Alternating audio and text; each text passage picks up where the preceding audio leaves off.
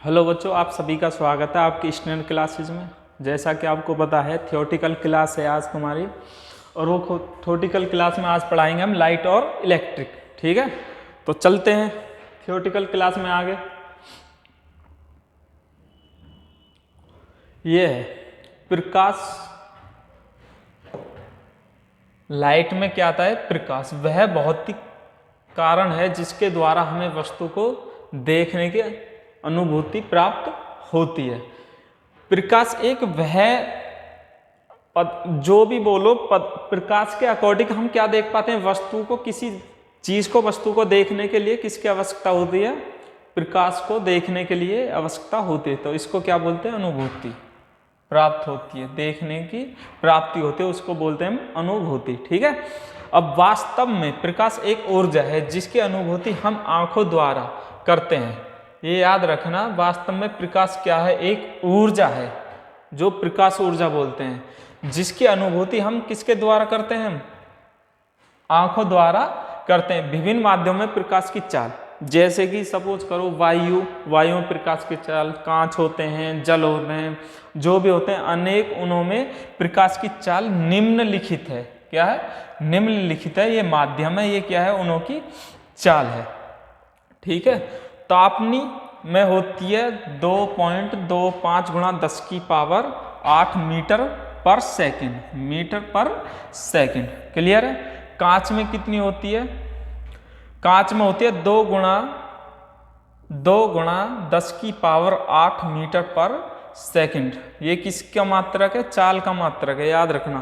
तारपीन में का तेल जो होता है, तेल में कितनी होती है? याद रखना, इंपॉर्टेंट है ये भी और ये भी। ठीक है। इसकी जो होती है वो कितनी होती है? प्रकाश की चाल कितनी होती है? 2.04 गुणा 10 की पावर 8 मीटर पर सेकंड। ठीक है। लाइन लॉन, ये भी इंपॉर्टेंट है। लाइन लॉन की जो स्पीड होती है प्रकाश की, वो कितनी होती है? 1.96 गुणा 10 की पावर 8 मीटर पर सेकंड। ठीक है। और रॉक साल्ट में कितनी होती है? रॉक साल्ट में 1.69 गुणा 10 की पावर 8 मीटर पर सेकंड। लेकिन एक और अगर हो, देखो एक चीज याद रखना, वायु में प्रकाश की चाल। किसमें? वायु में प्रकाश की चाल। वायु में प्रकाश की चाल। वायु में प्रकाश की चाल कितनी होती है? वो होती है 3 गुणा 10 की पावर 8 मीटर पर सेकंड, जो कि बहुत इंपॉर्टेंट है। सही है, ये आपको याद रखनी है। ये सब प्रकाश की चाल है किसी माध्यम। ठीक है। प्रकाश की चाल ये याद रखना, सी से डिनोट करते हैं। किससे डिनोट करते हैं? सी से। और किसी माध्यम में प्रकाश की चाल को किससे? वी से डिनोट करते हैं। ठीक है। आगे देखिए, प्रकाश तरंग, यह अनुप्रस्थ एवं विद्युत चुम्बकीय तरंगें होती हैं। जो हमारे प्रकाश किस चीजों में पाई जाती हैं? अनुप्रस्थ एवं विद्युत चुम्बकीय तरंगें होती हैं। प्रकाश की तीव्रता के आधार पर वस्तु के निम्न भाग किए जाते हैं, जैसे कि प्रदीप वस्तुएं। प्रदीप वस्तुएं वे वस्तुएं हैं जो अपने स्वयं के प्रकाश से प्रकाशित होती हैं, जैसे सूर्य, विद्युत बल्ब आदि। ये क्या होती है? हमारे प्रदीप्त। क्या होता है? जो अपने आप में एक अपनी ही रोशनी होती है, जिन्हों में अपनी रोशनी होती है, उनको क्या बोलते हैं हम? प्रदीप्त वस्तु कहते हैं। जैसे सबसे इंपॉर्टेंट एग्जाम्पल आपके पास है सूर्य, और जो भी विद्युत बल्ब होते हैं उनके पास भी अपना एक प्रकाश होता है। ठीक है। और अप्रदीप्त जो दूसरों के प्रकाश से चमकते हैं, उनको क्या बोलते हैं हम? अप्रदीप्त। तो इसकी डेफिनेशन यह है, अप्रदीप्त वस्तु वे वस्तुएं हैं जिनका अपना स्वयं प्रकाश नहीं होता है, लेकिन उन पर प्रकाश डालने पर वे वस्तुएं दिखाई देने लगती हैं। जो कि अभी मैंने बताया कि अगर कोई वस्तु पे प्रकाश डाले, जैसे मेज, किताब, कुर्सी आदि, ये क्या है? हमारी अप्रदीप्त वस्तुएं हैं। क्लियर है? आगे देखिए, अर्ध पारदर्शक वस्तुएं। अर्ध पारदर्शक वस्तुएं क्या होती हैं? जिनमें अधिकांश रोशनी को शोषित करके अपने अंदर से पार निकाल देती हैं, वो क्या होती हैं? अर्ध पारदर्शक वस्तुएं होती हैं। क्लियर है? ऐसे इसका जो डेफिनेशन बनेगी वो क्या है? कुछ वस्तुएं ऐसी होती हैं जिन पर प्रकाश की किरणें पड़ने से प्रकाश का कुछ भाग तो अवशोषित होता है, जो कि मैंने बताया वो अपने अंदर अवशोषित कर लेते हैं, लेकिन कुछ भाग क्या कर देती हैं? बाहर निकाल देती हैं। जैसे तेल लगा हुआ कागज, जैसे तेल लगा हुआ कागज, ठीक है, एग्जाम्पल के तौर पर। फिर क्या है? पारदर्शक वस्तु जो पूर्ण प्रकाश अपने अंदर से विस्थापित कर देती हैं, वो बाहर निकाल देते हैं, उनको क्या बोलते हैं हम? पारदर्शक वस्तुएं कहते हैं। पारदर्शक वस्तुएं वे वस्तुएं जिनमें होकर प्रकाश किरणें बाहर निकल जाती हैं, जैसे कांच आदि, ठीक है। अपारदर्शक वस्तुएं जो अपने अंदर पूरा का पूरा प्रकाश शोषित कर लेती हैं, वो क्या होती हैं? वो अपारदर्शक वस्तु होती हैं। यानी कि वो ये भी कह सकते हैं जो अपने अंदर से बाहर प्रकाश नहीं जाने दे सकती हैं, वो क्या होती हैं? हमारे अपारदर्शक वस्तुएं। जैसे अपारदर्शक वस्तुएं वे वस्तुएं हैं जिनमें प्रकाश होकर प्रकाश की किरणें बाहर नहीं निकल पाती हैं, जैसे धातु आदि। क्लियर है? आगे देखिए, प्रकाश का परावर्तन। प्रकाश का परावर्तन है क्या? जब प्रकाश किसी चिकने सतह से टकराकर वापस लौट जाता है तो वह प्रकाश का परावर्तन नियम कहलाता है। प्रकाश का परावर्तन नियम दो नियम के अनुसार होता है। सपोज करो कोई कांच शीशा लेना, शीशे पे कोई प्रकाश टॉर्च की रोशनी डालना, तो जिस एंगल से वो आती है उसी एंगल से वापस लौट जाते हैं। तो इस मेथड को क्या बोलते हैं हम? प्रकाश का परावर्तन, ठीक है। रिफ्लेक्शन ऑफ लाइट, मतलब रिफ्लेक्शन का मतलब है वापस लौट जाना। तो ये नियम होते हैं हमारे, कितने प्रकार के होते हैं? दो नियमों पर लागू होता है, जो कि आपतित किरण, परावर्तित किरण और आपतन बिंदु। ये तो आपतित किरण है, और जो वापस जो जा रही है वो क्या है? परावर्तन किरण। और जो इस पर जो अभिलंब जो है वो आपतन बिंदु, मतलब अभिलंब, आपतन बिंदु पर अभिलंब, तीनों एक ही तल में होते हैं। जो आपतित किरण है और परावर्तित किरण है, इसका जो बिंदु है वो किस पर होना चाहिए? एक ही बिंदु पे होने चाहिए। नंबर 2 पॉइंट क्या है? आपतन कोण। आपतन कोण किससे डिनोट करते हैं? आई से का मान परावर्तन कोण यानी कि किससे डिनोट करते हैं? आर के बराबर होना चाहिए। ये जो कोण है हमारा आई, तो ये कोण भी हमारा कितना होना चाहिए? परावर्तन कोण आर। तो ये दोनों इक्वल होने चाहिए, आई बराबर आर। तो यही आपतन कोण आई से आने वाली किरण जो कोण बनाती है उसको आई बोलते हैं, और जो वापस लौटने वाली जो किरण किसके सापेक्ष बनाते हैं? अभिलंब के सापेक्ष जो एंगल बनाते हैं वो दोनों क्या होने चाहिए? इक्वल होने चाहिए, ठीक है।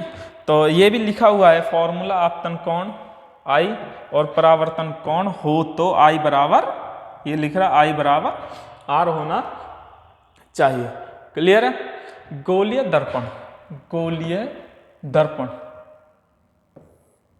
ये देखो गोलीय दर्पण किसी खोखले गोले का एक भाग होता है जिसकी एक सतह भीतरी या बाहरी पॉलिशदार रहती है, तो ताकि पृष्ठ से प्रकाश का नियमित परावर्तन हो सके। तो गोलीय दर्पण दो प्रकार के होते हैं। जैसे कि सपोज करो कोई कांच हो, उसके एक साइड पॉलिश कर दें हम, ठीक है, तो जो कि ऐसी पॉलिश हो जो कि प्रकाश हम डालें इस पर तो वापस नहीं जाए, तो ऐसी पॉलिश हो। तो ये दो प्रकार के होते हैं, अवतल जो मेन जो होते हैं और उत्तल दर्पण। लेकिन एक और होता है जो समतल होता है, जो घरों में शीशे लगे होते हैं वो कौन से दर्पण होते हैं? समतल दर्पण होते हैं। लेकिन ये दो प्रकार के होते हैं, अवतल और उत्तल दर्पण, ठीक है। ये क्या होता है? अवतल दर्पण, अवतल जो होता है भीतरी सतह से दबा हुआ, तो बाहर क्या होगी? पॉलिश। ये कौन सा है? अवतल, और उत्तल बाहर से उभरा, मतलब भीतर से उभरा हुआ, और ये भीतर से इसमें क्या होगी पॉलिश। ये तो है अवतल, बीच में से दबा हुआ, और ये है उत्तल, उभरा हुआ। ठीक है, तो यही है। तो अवतल दर्पण में उभरी सतह पर उभरी हुई सतह, ठीक है, इस पर क्या होती है पॉलिश हो चढ़ाई जाती है। तो अंदर वाली सतह प्रकाश, मतलब जो प्रकाश को नियमित परावर्तन कर सके, इस प्रकार के दर्पण को क्या बोलते हैं हम, अवतल दर्पण कहते हैं। इस दर्पण का वक्रता केंद्र C परावर्तन सतह के समान होता है, याद रखना, ये याद रखना है। इस दर्पण का वक्रता केंद्र C, वक्रता केंद्र कोई भी त्रिज्या है, यानी कि एक त्रिज्या C मानकर, C पॉइंट मानकर क्या खींचा, एक वृत्त के अनुसार ये जो होती है, इसका जो परावर्तन सतह के सामने होता है। परावर्तन यानी कि आपको ये हमारी सतह है, अगर कोई प्रकाश डालें तो प्रकाश जो डालें, ये जो परावर्तन होगा वो कौन सा परावर्तन नियम होगा, जो जिसकी जो केंद्र त्रिज्या के से केंद्र के होकर जाएगी। अगर कोई प्रकाश डाला तो ये परावर्तन होकर किस पे होकर जाएगा, C, यानी कि वक्रता त्रिज्या से होकर जाएगा। वक्रता केंद्र C से डिनोट करते हैं, याद रखना। क्लियर है। अब फोकस गोलीय दर्पण की परावर्तक सतह पर एक प्रधान अक्ष के समांतर आपतित किरण, परावर्तित किरण के बाद, आपतित किरण और परावर्तित किरण के बाद अक्ष के जिस बिंदु पर अपसारित होता है, ये याद रखना, अपसारित होता है, क्या होता है, जिस बिंदु पर अपसारित होता है अवतल दर्पण के लिए, या जिस बिंदु से अपसरत या अपसारी होती हुई प्रतीत होती है, वो क्या होता है, उत्तल दर्पण के लिए। सही है। तो याद रखना, जो परावर्तन के बाद प्रधान अक्ष के बिंदु पर होता है, अपसारी होता है, वो अवतल दर्पण के लिए, और जिस बिंदु से अपसारित होता हुआ प्रतीत होता है, ये होता है, उसको क्या बोलते हैं, उत्तल दर्पण के लिए। उस बिंदु को गोलीय दर्पण का फोकस कहा जाता है। ठीक है। फोकस दूरी ये किस किस के बीच होती है, ध्रुव तथा फोकस के बीच की दूरी को, ध्रुव यानी कि कोई लेंस है, ध्रुव क्या है हमारा P। ठीक है। ये कोई वस्तु है, जाने वाली जो प्रकाश है, और इसके जो समथिंग होता है, ये जो आने बीच किस किस के C और किसके, ध्रुव के जो बीच की जो दूरी होती है, उसको क्या बोलते हैं हम, फोकस के बीच की दूरी कहते हैं दो। ठीक है। या फोकस अंतर कहा जाता है। फोकस तल क्या है, फोकस तल गोलीय दर्पण के प्रधान अक्ष के लंबत फोकस से गुजरने वाले काल्पनिक समांतर को गोलीय दर्पण का फोकस कहा जाता है, ये याद रखना। ठीक है। आगे देखिए, द्वारक, ये क्या है, द्वारक है। ठीक है। ये क्या है, द्वारक है। गोलीय दर्पण के परावर्तक पृष्ठ के कोर, गोलीय दर्पण के परावर्तक पृष्ठ के कोर, यानी कि कोर को क्या बोलते हैं, भुजा, क्या बोलते हैं हम, भुजा से आने वाली वृत्त के व्यास को गोलीय दर्पण का द्वारक कहते हैं। ठीक है। तो वृत्त के व्यास को जो द्वारक होता है हमारा, ये जो लेंथ है, इसको क्या बोलते हैं हम, द्वारक बोलते हैं। यानी कि ये जो है M' और M1 और M2, ये क्या है, यहाँ से यहाँ तक क्या है हमारा, द्वारक है। ठीक है। प्रधान या मुख्य काट, ये कोई इंपॉर्टेंट नहीं है। ये देखिए, अगर कौन सा लेंस हो, इसमें से प्रश्न बन जाते हैं कभी कभी, कौन सा दर्पण हो, सॉरी, अवतल दर्पण के कारण प्रतिबिंब के लिए अगर वस्तु की स्थिति, ये याद रखना, यदि वस्तु की स्थिति अनंत पर है तो उसका प्रतिबिंब कहाँ बनेगा, फोकस पर। अगर वस्तु अनंत पर रखी है तो प्रतिबिंब कहाँ बनेगा, फोकस पर।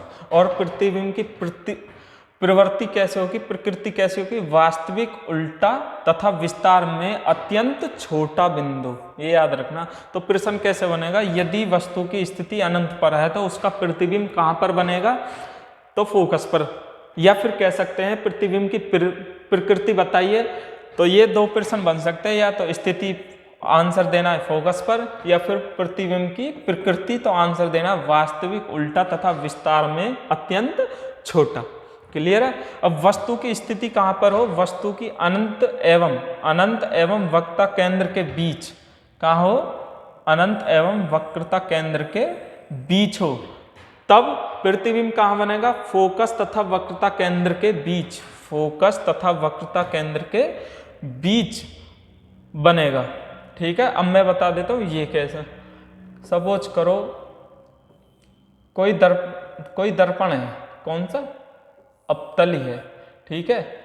वस्तु से जाने वाली किरण और आने वाली किरण जो यहाँ पे जो ये क्या है, वक्रता, और ये क्या है, फोकस, तो इनन के बीच जो बनेगी स्थिति वो क्या कहलाती है, फोकस एवं वक्रता केंद्र के बीच। ठीक है, वक्रता केंद्र के बीच। क्लियर है। अब इसकी प्रकृति पूछो, वास्तविक, उल्टा तथा वस्तु से छोटा, वास्तविक, उल्टा तथा वस्तु से छोटा बनेगा।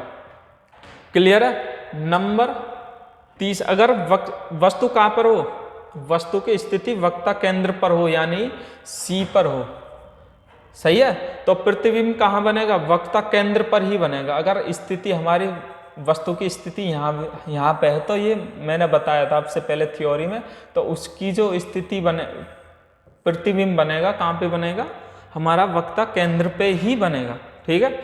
आगे देखिए, वक्रता केंद्र एवं फोकस के बीच, वक्रता केंद्र एवं फोकस के बीच, अगर वस्तु कहाँ हो, वक्रता केंद्र एवं फोकस के बीच हो, तो प्रतिबिंब की स्थिति कहाँ होगी, वक्रता केंद्र एवं अनंत के बीच कहाँ होगी, वक्रता केंद्र तथा अनंत के बीच होगी। और इसकी प्रकृति क्या होगी, वास्तविक, उल्टा तथा वस्तु से बड़ा। क्लियर। अब देखो, अगर वस्तु की स्थिति हो किस पर, फोकस पर, कहाँ पर हो वस्तु की स्थिति, फोकस, तो प्रतिबिंब कहाँ बनेगा, अनंत पर। और इसकी जो प्रकृति होगी वो क्या होगी, वास्तविक, उल्टा, वस्तु की अपेक्षा बहुत बड़ा।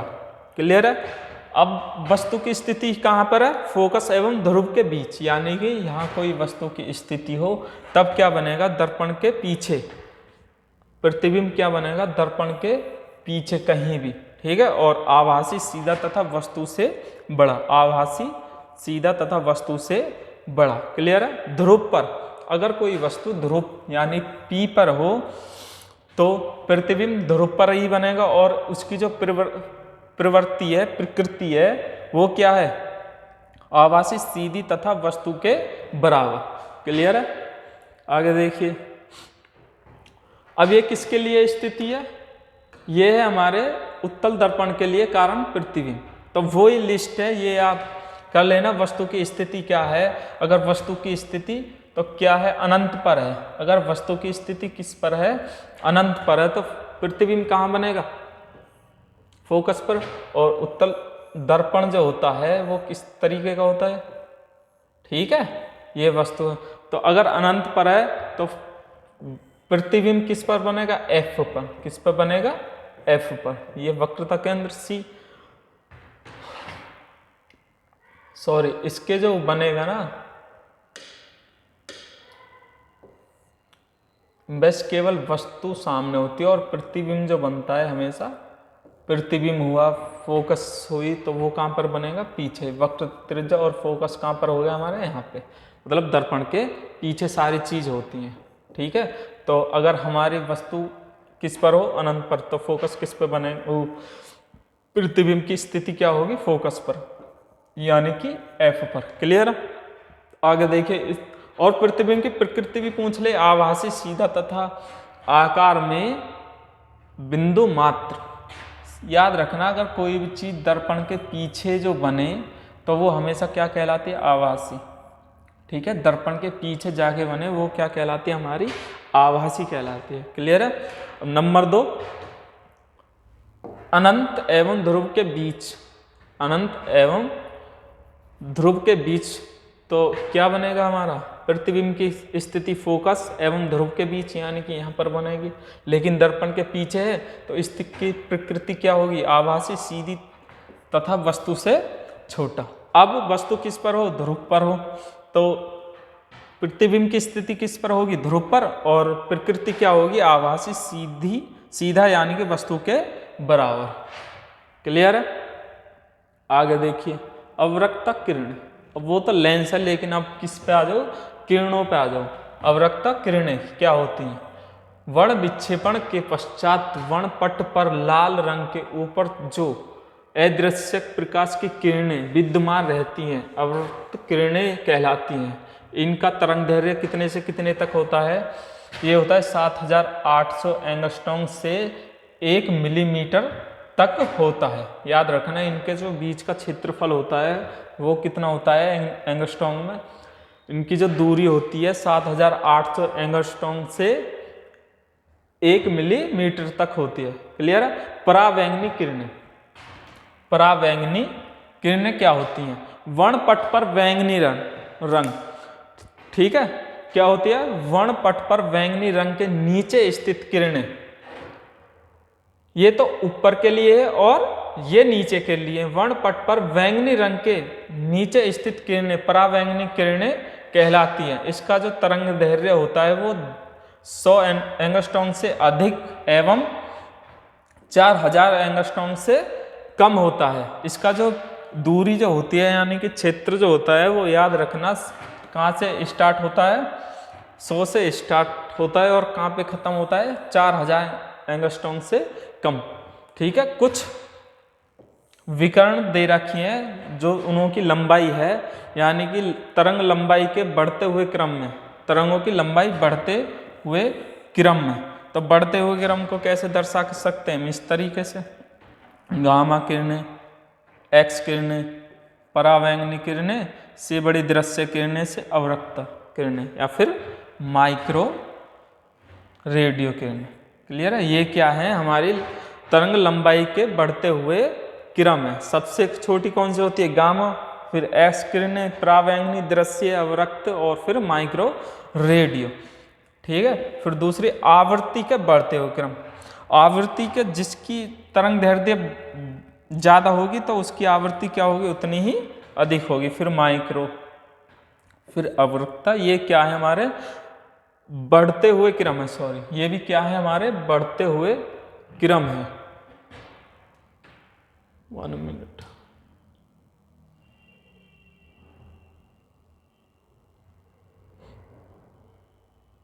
ये क्या है, हमारे बढ़ते हुए क्रम है। नमस्कार स्टूडेंट्स, स्वागत है आप सभी का आपके YouTube चैनल में। आज हम इंग्लिश की क्लास लेकर आए हैं और इंग्लिश की क्लास में आप पढ़ेंगे आज वन वर्ड सब्स्टिट्यूशन। जैसा कि आप देख रहे हैं थंबनेल पर क्या है कि वन वर्ड सब्स्टिट्यूशन, इसके बारे में थोड़ा सा डिस्कस करते हैं कि वन वर्ड सब्स्टिट्यूशन होता क्या है। जैसे मान लो कि आपने कोई लाइन पढ़ी और उसके बाद आपको वर्ड बताना, मतलब देखिए नंबर 2 क्या है, नंबर 2 है आवृत्ति के बढ़ते हुए क्रम में, आवृत्ति के बढ़ते हुए क्रम में। तो ये बढ़ते हुए क्रम है, तो बैंगनी, एक्स किरणें, गामा किरणें। क्लियर है। अब आगे चलिए। ठीक है। तो देखो गामा किरणें क्या है हमारी, ये हमारे जो हैं आवृत्ति के बढ़ते हुए क्रम में है। क्लियर है। तो आगे देखिए,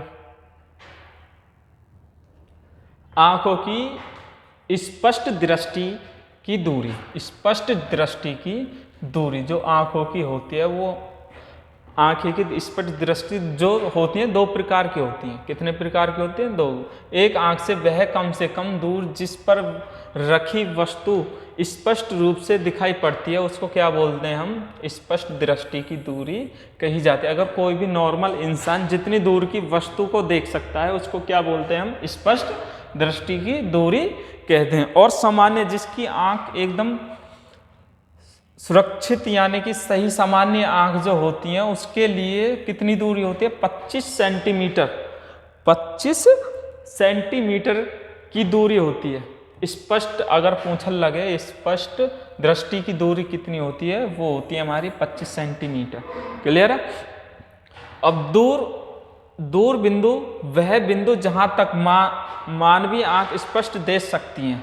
दूर बिंदु ये नजदीक बिंदु, अगर कोई भी वस्तु हमारे आंख के सामने कितनी सेंटीमीटर हो, 25 सेंटीमीटर तक हो, वो हमारी आंखें देख सकती हैं। अगर उसको पास में ले आए तो वो उस चीज को हमारी आंखें स्पष्ट नहीं देख पाती हैं। क्लियर है?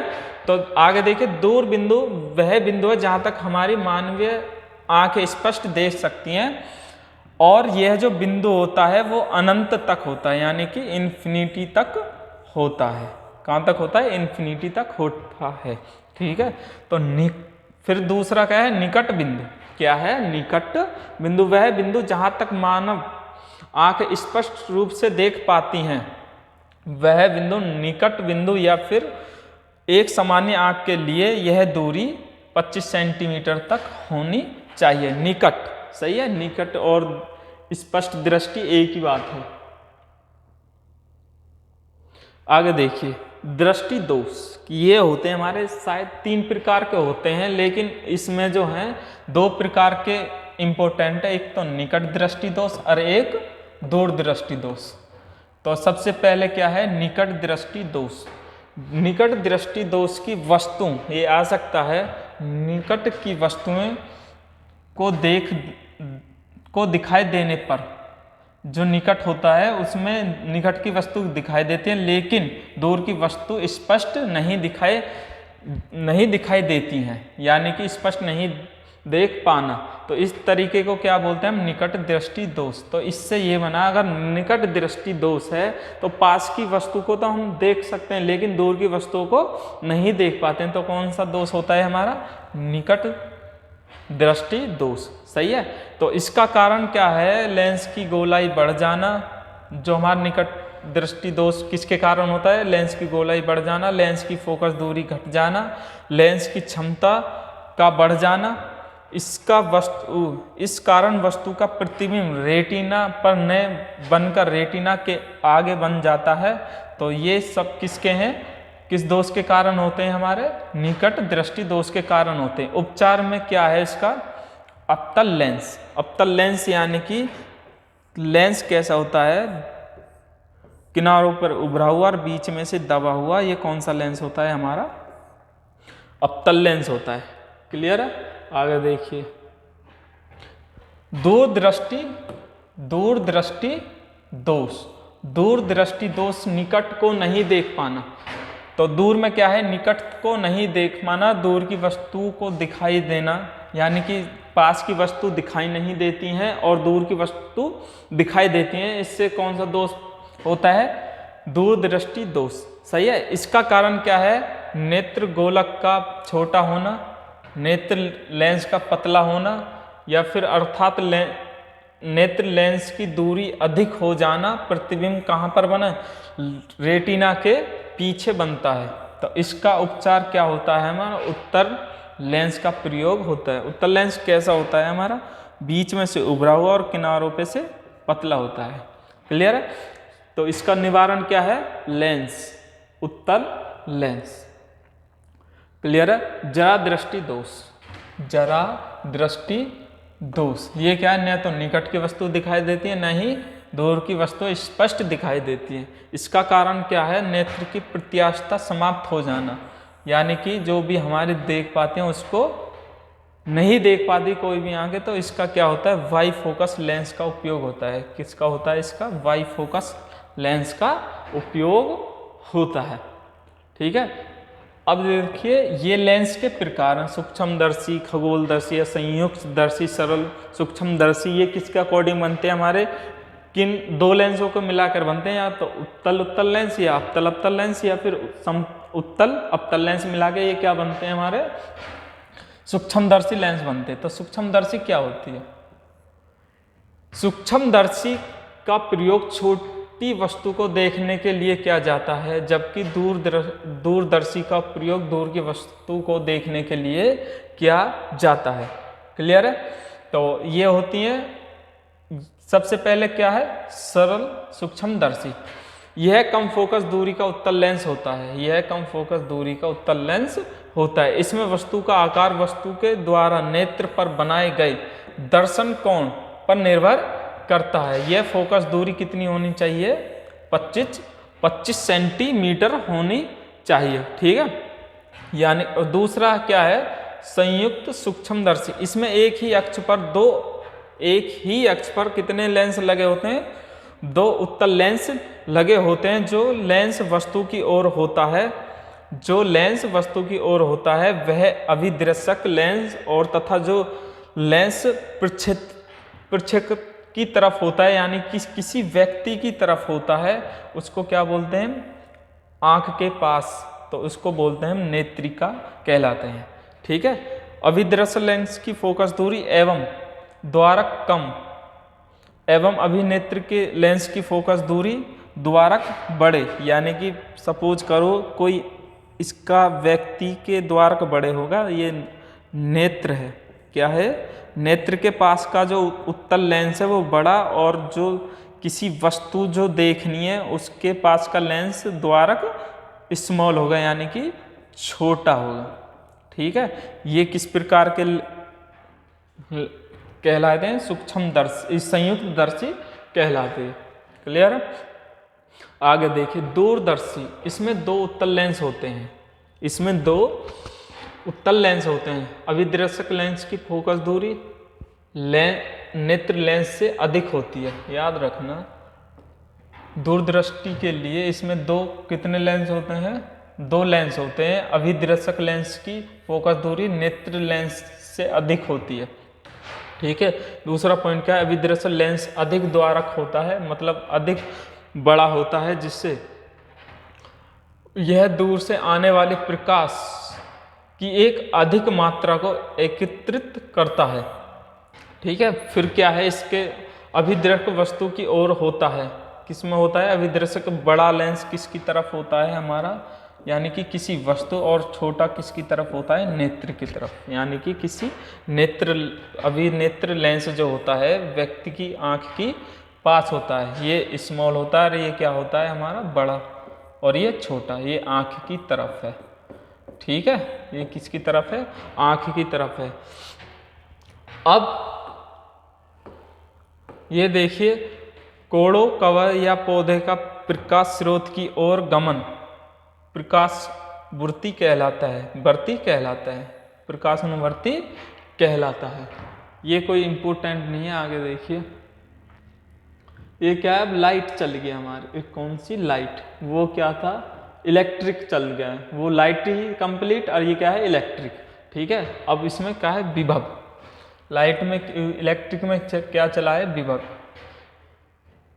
ठीक है, इसकी डेफिनेशन क्या है? इकाई धनावेश को किसी बिंदु पर, इकाई धनावेश यानी कि 2 धनावेश होते हैं, एक तो प्लस और एक माइनस, लेकिन ये जो है धनावेश को किसी बिंदु पर अनंत से लाने में जितना कार्य करता है, यानी कि समापन का उस बिंदु तक का विभव कहलाते हैं। एक बिंदु को अनंत से किसी बिंदु तक लाने में जितना कार्य करना पड़ता है वो उसको क्या बोलते हैं? हम विभव कहते हैं। इसका SI मात्रक क्या है? वोल्ट।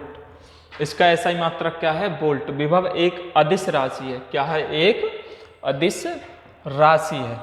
क्लियर है? फिर इस डेफिनेशन क्या है? वोल्ट। एक कूलाम के आवेश को यदि किसी बिंदु तक लाने में 1 जूल का कार्य करना पड़ता है उसको क्या विभव का 1 वोल्ट कहलाता है। 1 वोल्ट कहलाता है। तो QV बराबर QV, W बराबर जो होता है वैसे मेन सूत्र होता है QV, और तो V बराबर हो जाएगा हमारा W अपॉन Q। ठीक है, तो ये जो होता है वो कितने के? 1 वोल्ट के बराबर होता है, 1 जूल। ठीक है, तो विभवांतर यानी कि V एक पॉइंट से दूसरे पॉइंट में ले जाने विभवांतर को क्या इसको डिनोट करते हैं, यानी कि डेल्टा V बराबर V2 माइनस V1। तो 2 बिंदु के बीच के विभव का अंतर क्या कहलाता है? विभवांतर कहलाता है। इसका SI भी मात्रक क्या है? हमारा वोल्ट ही है। कार्य बराबर QV, अभी मैंने लिखवाया था W बराबर क्या होता है? W बराबर क्या होता है? QV, जो मैंने लिखवाया था, यानी कि V और आवेश Q। ठीक है। जूल इसका जो मात्रक है, जूल कार्य का, इसका वोल्ट और इसका कूलाम। तो विद्युत धारा किससे डिनोट करते हैं? आई से डिनोट करते हैं। विद्युत धारा विभवांतर के अधीन आवेश के प्रवाह को विद्युत धारा कहते हैं। ये याद रखना, विभवांतर के अधीन आवेश के प्रवाह को क्या कहते हैं? विद्युत धारा कहते हैं। ठीक है। विद्युत धारा का एसआई मात्रक एम्पियर है। तो आई बराबर क्या होता है? Q upon T. Q upon T. T Q का है आवेश और स्मॉल टी क्या है? समय, यानी कि इसका मात्रक कूलाम प्रति सेकंड। तो क्यू का मात्रक कूलाम और समय का मात्रक सेकंड। चालक क्या होता है? जिन पदार्थों से होकर आवेश आसानी से प्रवाहित हो जाते हैं वे पदार्थ क्या कहलाते हैं? विद्युत के चालक होते हैं, जैसे चांदी, तांबा, एल्युमिनियम आदि।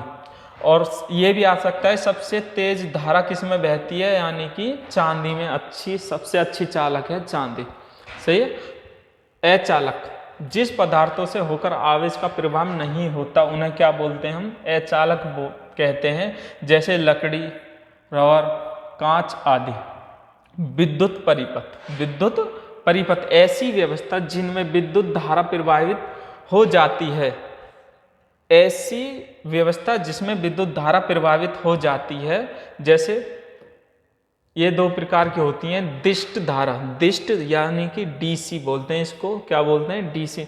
जो हमारी बैटरियां जो बनी होती हैं वो कौन सी धारा होती है? हमारी डीसी धारा होती है, जो कि करंट नहीं मारती हैं, जो कि करंट नहीं मारती हैं। तो वह धारा जिसकी दिशा हमेशा एक समान हो दिष्ट धारा कहलाती है।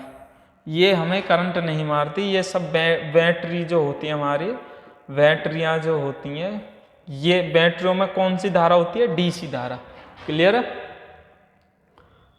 प्रत्यावर्ती धारा क्या होती है? प्रत्यावर्ती धारा यानी कि जो हमारे घरों में लाइट होती है वो कौन सी होती है? हमारे एसी, जो कि करंट मार देती है। जब किसी खास समय तक धारा एक दिशा में और उतने ही समय तक विपरीत दिशा में बराबरी से प्रवाहित होती है, तो इसको क्या बोलते हैं?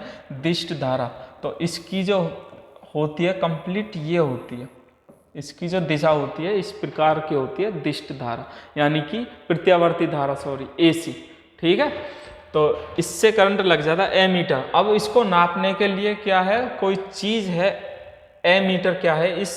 इस युक्ति के द्वारा क्या नापते हैं? विद्युत परिपथ की धारा मापी जाती है, या तो एसी हो या फिर डीसी हो। तो इस युक्ति यानी कि इससे मीटर से क्या नापते हैं हम? विद्युत धारा परिपथ की धारा मापी जाती है। क्लियर है। आगे देखिए वोल्ट मीटर क्या है? वोल्ट मीटर है क्या चीज? इस युक्ति की सहायता से परिपथ के दो बिंदु के बीच विभवांतर की माप की जाती है। सपोज करो कोई हमारा वोल्ट मीटर है। क्या है? वोल्ट मीटर है। अब यहाँ पे धारा कितनी हो? प्रारंभ में धारा हमारी 50 हो और लास्ट में जाके कितनी हो जाए? 100 वोल्ट हो जाए।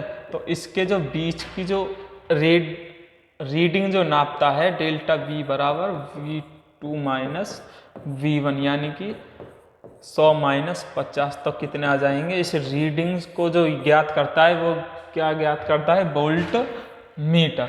सही है। इससे परिपथ में समांतर क्रम में जोड़ा जाता है। इसे किस में जोड़ा जाता है? हमारे दो क्रम होते हैं, एक तो श्रेणी क्रम और एक समांतर क्रम। सही है। और फिर इसका और क्या है? एक आदर्श वोल्ट मीटर का प्रतिरोध अनंत होता है। प्रतिरोध किससे डिनोट करते हैं हम? R से डिनोट करते हैं। तो आदर्श वोल्ट मीटर का प्रतिरोध क्या होता है? अनंत तक होता है। क्यों होता है? कि अगर हमारी कोई भी चीज हो 1/V बराबर ओम के नियम से V बराबर क्या होता है? V बराबर IR होता है। जब आदर्श के लिए जब इन्फिनिटी हो जाए, समांतर के लिए क्या रूल है हमारे? 1/R plus 1/R2 plus 1/R3। जब इन्फिनिटी के लिए क्या हो जाएगा? R की वैल्यू आदर्श के लिए 0, तो 1/0 की वैल्यू क्या होती है? इन्फिनिटी। तो इसलिए इसकी रीडिंग जो आएगी वो क्या होती है? अनंत। सही है। गैल्वेनोमीटर, गैल्वेनोमीटर परिपथ में धारा की उपस्थिति का, याद रखना किसी परिपथ, कोई भी परिपथ हो उसमें धारा की उपस्थिति का पता लगाया जाता है किसके द्वारा? गैल्वेनोमीटर के द्वारा। सट क्या होता है? यह एक अत्यंत कम प्रतिरोध का तार होता है, यह एक अत्यंत प्रतिरोध का तार होता है। इससे गैल्वेनोमीटर में समांतर क्रम में जोड़ा जाता है। गैल्वेनोमीटर का परास बढ़ा, इसके द्वारा किसका? गैल्वेनोमीटर का परास बढ़ाया जाता है। किसके द्वारा? सट के द्वारा। याद रखना गैल्वेनोमीटर का जो परास बढ़ाया जाता है किसके द्वारा बढ़ाया जाता है? सट के द्वारा बढ़ाया जाता है। प्रतिरोध, चालक का वह गुण जो विद्युत धारा के प्रवाह का विरोध करता है, विद्युत प्रतिरोध कहलाता है। सही है, जो धारा को जाने से विरोध करता है वो प्रतिरोध कहलाता है। ठीक है। ओम, ओम लो तुम जानते होगे, इम्पोर्टेंट था 10वीं क्लास के लिए और 12वीं क्लास के लिए भी। 1 वोल्ट विभवांतर वाले परिपथ, 1 वोल्ट विभवांतर वाले परिपथ से यदि 1 एम्पियर की धारा प्रवाहित हो तो उस परिपथ का प्रतिरोध भी कितना होगा? 1 ओम। किसके द्वारा? V बराबर क्या होता है? IR। सही है, लेकिन R बराबर V अपॉन I। तो विभवांतर भी मतलब वोल्ट विभवांतर भी 1 हो और एम्पियर भी कितना हो? भाई इसमें बोल रहा है 1 वोल्ट यानी कि V की वैल्यू भी 1 और 1 एम्पियर यानी कि I की वैल्यू भी 1। जब 1 का डिवाइड 1 में करोगे तो कितना आ जाएगा? 1 ओम। इसका मात्रक क्या है? 1 ओम। ओम का सिंबल ये है 1 ओम। तो इसकी जो वैल्यू आएगी वो किसके द्वारा? इन दोनों का मान 1 हुआ, वोल्ट और एम्पियर का, तो R की वैल्यू भी कितनी होगी? 1 ओम ही होगी। ओम्स लॉ क्या है? यदि चालक की भौतिक अवस्था जैसे ताप आदि में कोई परिवर्तन न हो तो चालक के सिरों पर लगाया गया विभवांतर उसमें प्रवाहित धारा के अनुक्रमानुपाती होती है। जो विभवांतर है हमारे किसके अनुक्रमानुपाती होगी?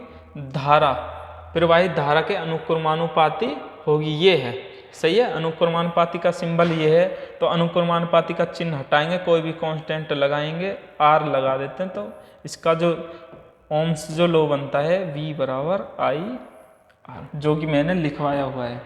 ठीक है। अगर ओम्स लॉ पूछे तो जो हमारा विभवांतर है वो किसके अनुक्रमानुपाती होता है? प्रवाहित विभवांतर। ठीक है।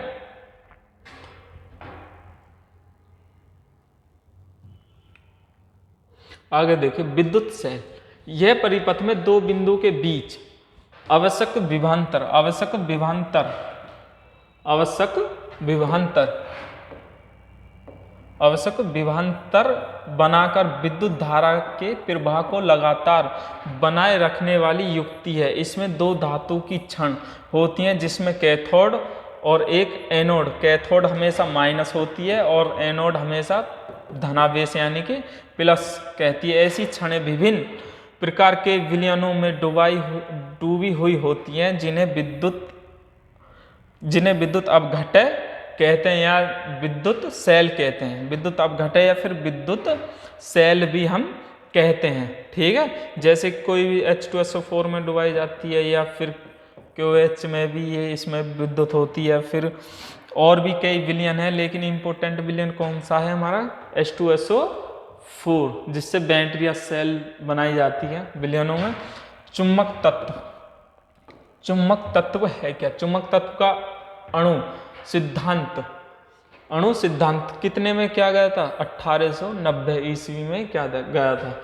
किसी चुंबकीय पदार्थ का प्रत्येक अणु अपने आप में एक पूर्ण चुंबकीय होता है। याद रखना, इस सिद्धांत के अनुसार किसी चुंबकीय पदार्थ का प्रत्येक अणु अपने आप में एक चुंबक तत्व होता है। सही है। इसके सामान्य अन्य गुण दे रखे हैं। चुंबक के दोनों ध्रुव की प्रबलता समान होनी चाहिए और चुंबक को 2 या 2 से अधिक भाग में तोड़ने पर प्रत्येक भाग अलग अलग से पूर्ण चुंबक ही रहता है। चुंबक को कितने भी बार तोड़ लो तो उसमें चुंबक के गुण होते हैं तो यही कहलाता है। सही है। क्यूरी बिंदु वह ताप है, इंपॉर्टेंट है। क्यूरी ताप जो कहाँ से कहाँ तक होता है हमारा 690 से 870 सेल्सियस, जिस पर चुंबक अपना चुंबक तत्व खो देती है, क्यूरी बिंदु कहलाता है। अगर कोई चुंबक तत्व है यानी कि कोई चुंबक है, उसको कितने डिग्री पर गर्म किया जाए 600 से 90, मतलब 690 से 870 तक गर्म किया जाए तो वह चुंबक से अचुंबक बन जाती है। चुंबक से मतलब चुंबक के गुण खो देती है। तो इसको हम इस ताप को क्या कहते हैं, हम क्यूरी बिंदु कहते हैं। क्लियर है। आगे देखिए आधुनिक भौतिक। आधुनिक भौतिक परमाणु 3 मौलिक कण जैसे इलेक्ट्रॉन, प्रोटॉन और न्यूट्रॉन से बना हुआ होता है। परमाणु 3 चीजों से बना हुआ होता है। किससे? इलेक्ट्रॉन, प्रोटॉन और न्यूट्रॉन से बना हुआ होता है। क्लियर है। ये सब नेगेटिव होते हैं, प्रोटॉन प्लस होता है और न्यूट्रॉन भी हमारा क्या होता है, नेगेटिव। ये याद रखना। परमाणु के केंद्र से न्यूट्रॉन एवं प्रोटॉन होते हैं, जबकि इलेक्ट्रॉन परमाणु की कक्षाओं में घूमते हैं। ये कहाँ होते हैं? केंद्र में स्थित होते हैं न्यूट्रॉन और प्रोटॉन, और इलेक्ट्रॉन कहाँ घूमते हैं? हमारे कक्षाओं में घूमते हैं। सही है। परमाणु संख्या या तो इलेक्ट्रॉन को भी बोलते हैं, प्रोटॉन की संख्या को हम क्या बोलते हैं? परमाणुओं की संख्या कहते हैं। परमाणु द्रव्यमान, प्रोटॉन एवं न्यूट्रॉन का द्रव्यमान। ये जो परमाणु का द्रव्यमान है किस किस को बोलते हैं हम? प्रोटॉन एवं न्यूट्रॉन के द्रव्यमान को ही हम कहते हैं। परमाणु में प्रोटॉन एवं इलेक्ट्रॉन की संख्या समान एवं आवेश क्या होते हैं? अपोजिट होते हैं। यानी कि अगर परमाणु प्लस है और ये इनके द्रव्यमान तो क्या होंगे? समान, यानी कि संख्या क्या होगी? समान होगी। लेकिन इनमें जो आवेश लगेंगे ये प्लस पॉजिटिव होता है, ये क्या होता है? इलेक्ट्रॉन नेगेटिव, जिसके कारण ये उदासीन हो जाते हैं, आपस में क्या हो जाते हैं? कट जाते हैं, जिसके से ये क्या हो जाते हैं? उदासीन हो जाते हैं। क्लियर है। अब क्या? कैथोड किरणें। कैथोड किरणें हैं क्या? जब विसर्जन नलिका के सिरे पर कितना किलोवाट हो? कितना हो? 20 20 किलो वोल्ट यानी कि 20 kV के किलो और V का वोल्ट व्यवांतर लगाया जाता है, और उसका दाब कितना? 0.1 मिलीमीटर पारे के स्तंभ के बराबर हो जाता है। तो कैथोड से एक इलेक्ट्रॉन पुंज या कुंजी बोलते हैं, या पुंज निकालने लगता है। इसे कैथोड किरणें कहते हैं। याद रखना, कैथोड किरणें क्या है? 20 किलो वोल्ट से, और इसका दाब कितना होना चाहिए? 0. तो एक इलेक्ट्रॉन पुंज निकलती है तो उसको क्या बोलते हैं? कैथोड किरणें कहते हैं। ठीक है। कैथोड किरणें केवल उच्च ऊर्जा वाले इलेक्ट्रॉन का पुंज है। नाभिकीय विखंडन। नाभिकीय विखंडन क्या है? इस परमाणु केंद्र का लगभग 2 बराबर भागों में टूटना परमाणु विखंडन कहलाता है। इस प्रक्रिया में बड़ी मात्रा में ऊष्मा निकलती है। इस ऊष्मा का उपयोग परमाणु रिएक्टर अथवा परमाणु बम बनाने में किया जाता है। तो ये अधिकतर आता है कि परमाणु बम किसके अकॉर्डिंग बनते हैं? नाभिकीय संलयन, नाभिकीय विखंडन, या और भी ऑप्शन होंगे। तो परमाणु बम किसके सिद्धांत पर बनाया जाता है? तो परमाणु बम नाभिकीय विखंडन के सिद्धांत पर बनाया जाता है। सही है। इसमें क्या है? यूरेनियम क्या है? एक तत्व है जिसके अकॉर्डिंग हमारा नाभिकीय विखंडन होता है। यूरेनियम 92 से 238 प्रकृति यूरेनियम को इतने से इतने क्रम से, इसमें जो 19 और इतने पाए जाते हैं। जो प्राकृतिक यूरेनियम में जो पाया जाता है, इसमें जो शुद्ध यूरेनियम है 99.3 से 0.7% पाए जाते हैं, जो प्राकृतिक यूरेनियम है। क्लियर है। आगे देखिए भौतिकी संबंधी महत्वपूर्ण है। भौतिकी संबंध महत्वपूर्ण, खोज और वैज्ञानिक। सही है। खोज, वैज्ञानिक और खोजों की सन दिए हुए हैं। सही है। तो देखो तैरने के नियम आर्किमिडीज ने क्या था, कितने में, ईसा पूर्व बोलते हैं इसको, ईसवी पूर्व, 300 ईसवी पूर्व में। गति विषयक नियम किसने दिए थे, न्यूटन, जो कि इंपोर्टेंट है, 1687 ईस्वी में। क्लियर है। विद्युत आकर्षण के नियम, विद्युत आकर्षण के नियम कूलाम ने दिए थे, कितने में, 1789 में, 1789 में दिए, 79 में, 1779 ईस्वी में। किसके, विद्युत आकर्षण के नियम। परमाणु, परमाणु किसने दिए थे, जॉन डाल्टन ने दिए थे परमाणु के नियम। परमाणु की खोज किसने करी थी, जॉन डाल्टन ने 1808 ईस्वी में।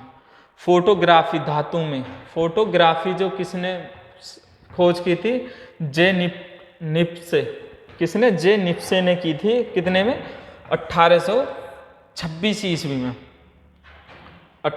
सॉरी, जॉन डाल्टन ने 1800, तो जॉन निप्से में 1826 ईस्वी में।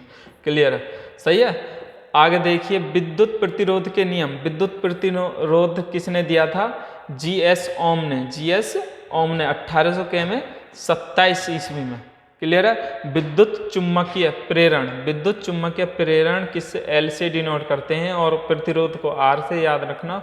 तो माइकल फेराडे ने दिया था, कितने में, 1831 में। फोटोग्राफी, फोटोग्राफी किसी, कागज में।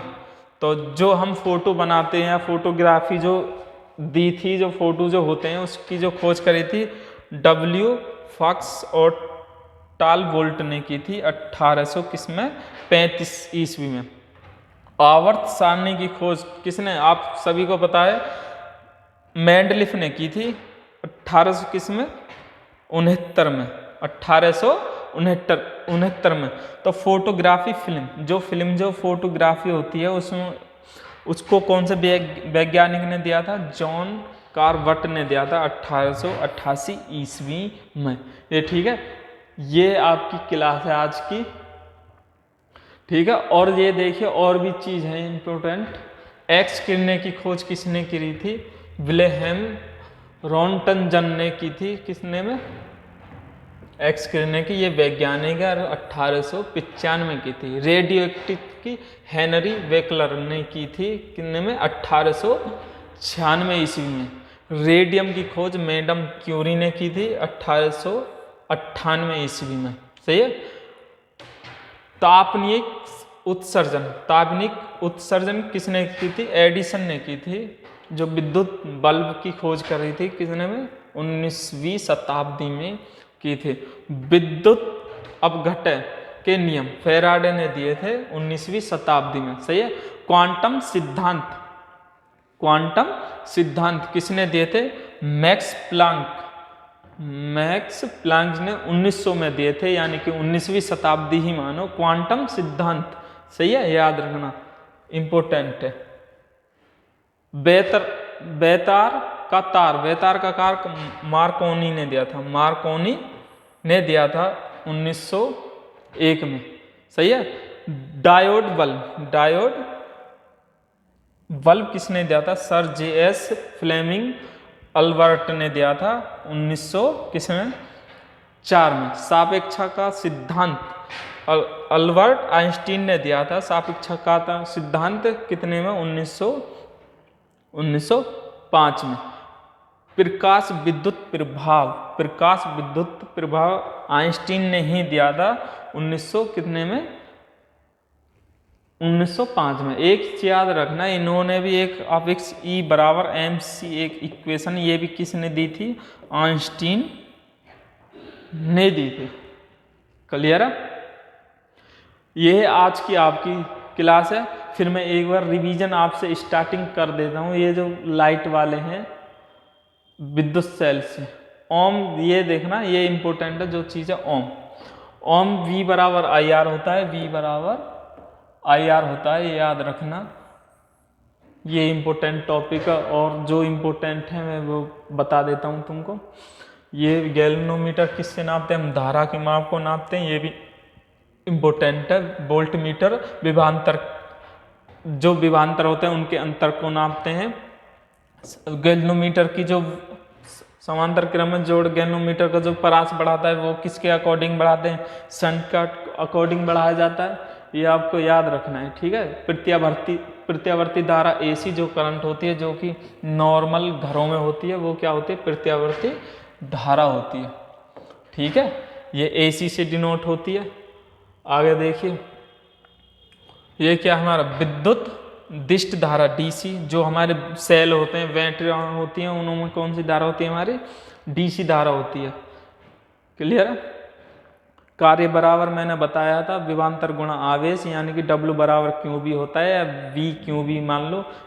कार्य का मात्रक क्या होता है, जूल, विभव का मात्रक वोल्ट, और आवेश का मात्रक कूलम। अगर आपसे पूछने लगे कि विभव का मात्रक क्या निकलेगा, हमारा विभव का जो मात्रक है वो क्या निकलेगा, V बराबर कितना होता है हमारा W बट्टे क्यू। तो V का मात्रक एक तो होता है वोल्ट, सही है, वोल्ट, या फिर जूल प्रति, W का मात्रक जूल प्रति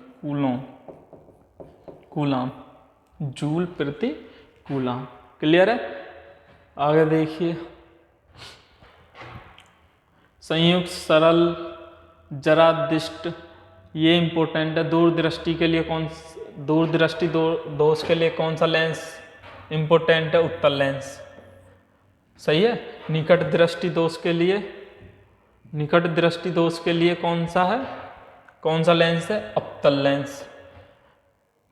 कौन सा लेंस है निवारण के लिए, अवतल लेंस, निकट दृष्टि दोष के लिए, सही है। और निकट बिंदु जो आँख वो होती हैं, नॉर्मल इंसान की जो आँख होती हैं, वो कितनी दूरी तक देख सकती हैं, नज़दीक में 25 सेंटीमीटर, इसको निकट बिंदु बोलते हैं, सही है। आगे देखिए, जो इम्पोर्टेंट है परावैंगनी, जो इनके बढ़ते हुए क्रम भी पूछ लेते हैं ज़्यादातर, ये आपको याद रखना, ठीक है।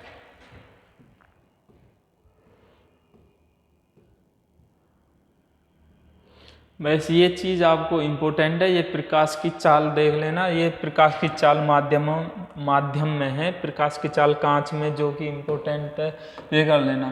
कांच में प्रकाश की चाल पूछ सकता है, नायलॉन में पूछ सकता है, और वायु में प्रकाश की चाल मैंने बताई थी तुम्हें। वायु में प्रकाश की चाल कितनी होती है, 3 × 10 की पावर 8 मीटर पर सेकंड होती है, ठीक है।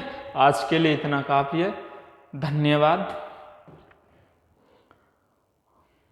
आज के लिए इतना ही काफ़ी है, ठीक है, ओके। ये आपकी पूरी ही क्लास है,